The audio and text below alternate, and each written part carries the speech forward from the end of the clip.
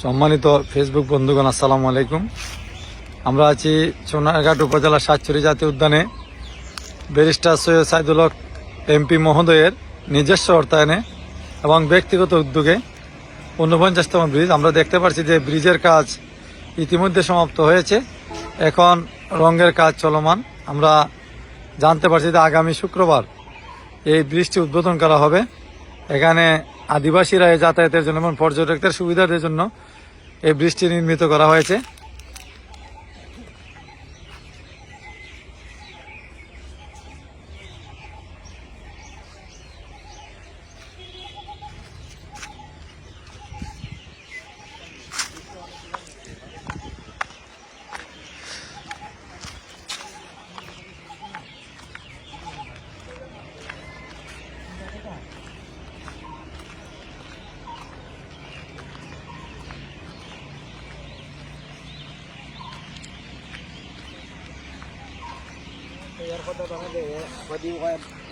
নাম না দিলে বলে বাঙ্গালি